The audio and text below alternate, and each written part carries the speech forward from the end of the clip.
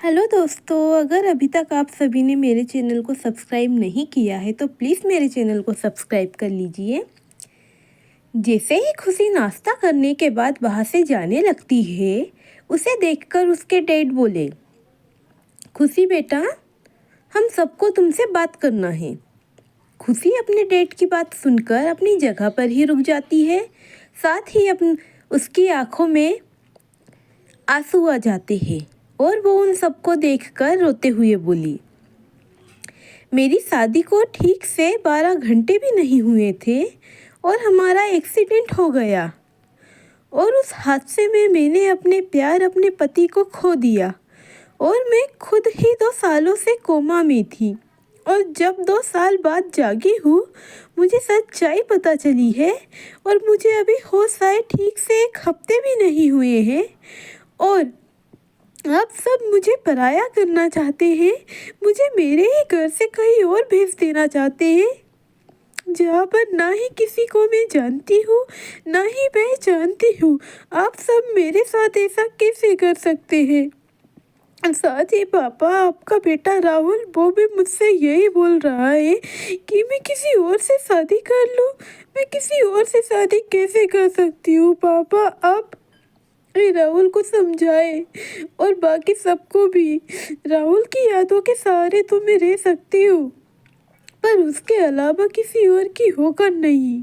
क्यों कोई नहीं समझ सकता है मुझे। इतना बोलकर खुशी सब लोगों की तरफ देखकर वापस से बोली, अब सबको लगता है कि आप सब मेरी शादी किसी और से करवा देंगे तो मेरी ज़िंदगी में वापस से खुशियाँ आ जाएंगी, मगर मैं आपको बता दूँ कि मेरी शादी किसी और से करवा कर भी आप सब मेरी ज़िंदगी में खोई हुई खुशियाँ फिर से वापस नहीं ला सकते हो, क्योंकि मुझे उतना प्यार कोई भी नहीं कर सकता है जितना प्यार मुझे मेरा राहुल करता है।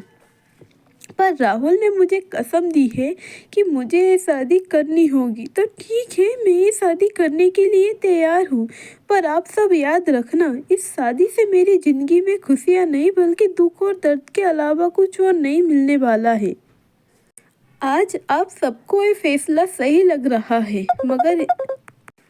मगर याद रखना, एक दिन ऐसा भी आएगा जब आप सब अपने इस फैसले पर पछताओगे और राहुल भी। मगर तब मैं आप सबके बीच नहीं रहूँगी, क्योंकि जिस दिन आप सबको अपनी गलती का एहसास होगा उस दिन शायद मैं ही दुनिया में न रहूँ। पर आप सब कीजिए मेरी शादी कि नहीं मेरी बर्बादी की तैयारी। इतना बोलकर खुशी रोते हुए ही वहाँ से अपने कमरे में भाग जाती है। वहीं पर बैठे सारे लोग खुशी की बात सुनकर हैरान हो जाते हैं और रोते हुए जा रही खुशी को ही देखने लगते हैं।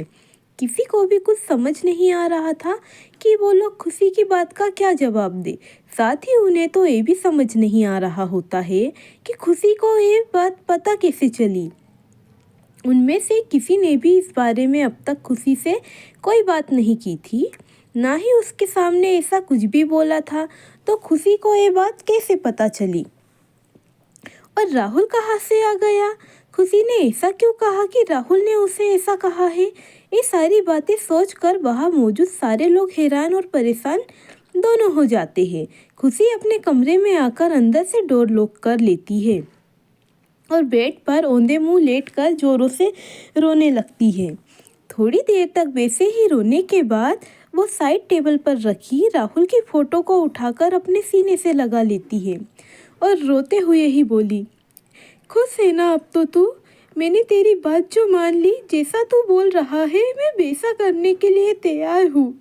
अब तुझे खुशी मिल जाएंगी, मगर मेरी एक बात तू हमेशा याद रखना कि ये खुशी चाहे किसी से भी शादी कर ले, पर खुशी पहले भी तेरी थी, आज भी तेरी ही है और हमेशा ही तेरी रहेंगी।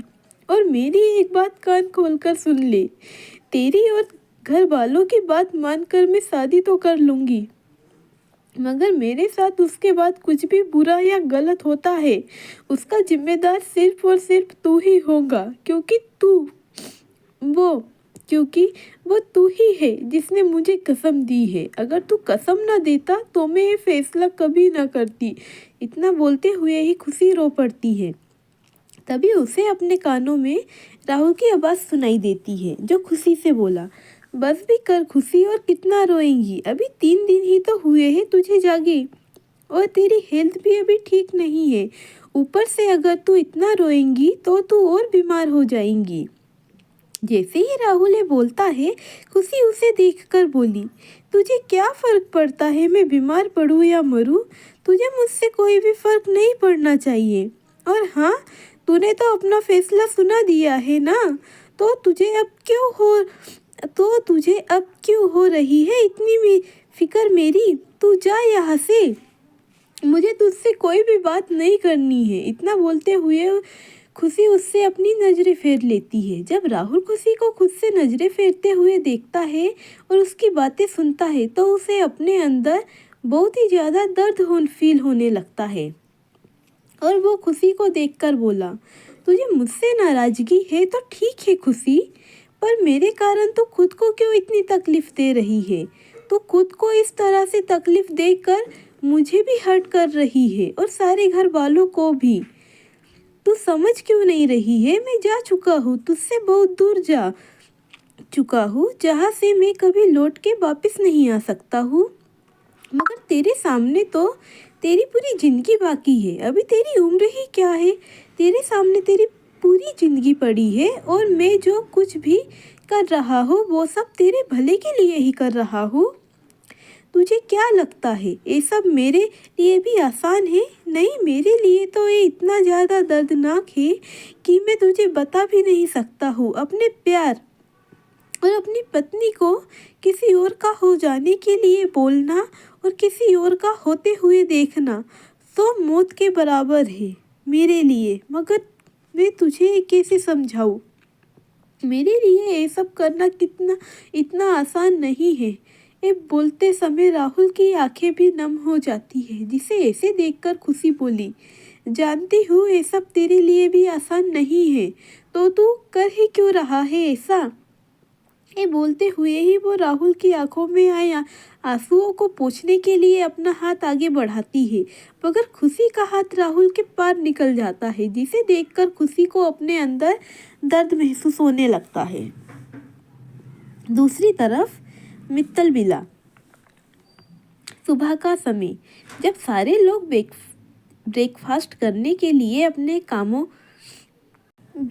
करके अपने कामों में जाने लगते हैं, तब दादाजी मिस्टर सीनियर मित्तल राहुल को रोककर अपनी कड़क आवाज में बोले, कहाँ जा रहे हो राहुल?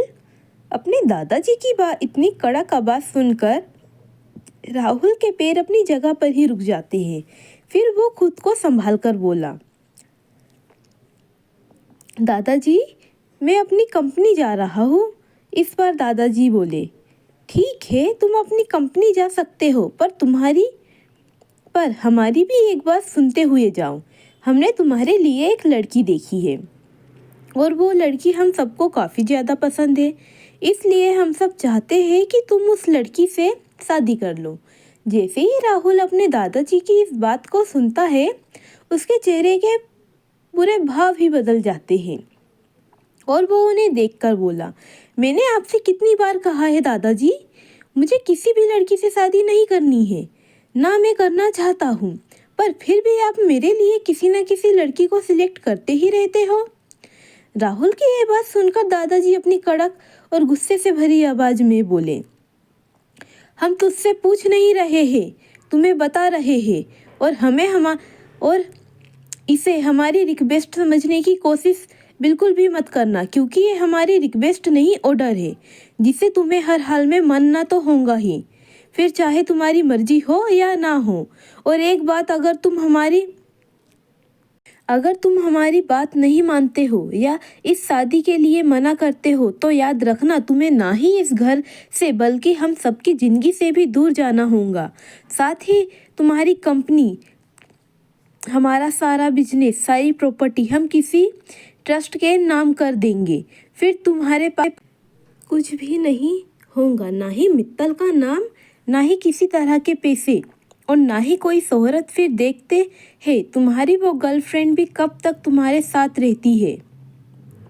अपने दादाजी की इस बात को सुनकर राहुल को बहुत ज़्यादा गुस्सा आने लगता है, पर वो किसी तरह से अपने गुस्से में काबू पाकर वहाँ से बिना कोई जवाब दिए निकल जाता है, जिसे जाते हुए देख राहुल की मॉम बोली, आपको क्या लगता है पापा, राहुल हमारी बात मानेगा?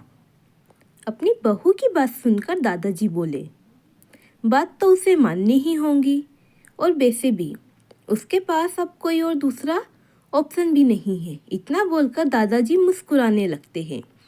हेलो दोस्तों, अगर कहानी अच्छी लगे तो प्लीज़ लाइक कीजिए, कमेंट कीजिए, साथ ही शेयर कीजिए। और अगर आप इसके ज़्यादा भाग सुनना चाहते हो तो प्लीज़ कमेंट कर बताइए, मैं ज़्यादा रिकॉर्ड कर दूँगी। धन्यवाद दोस्तों।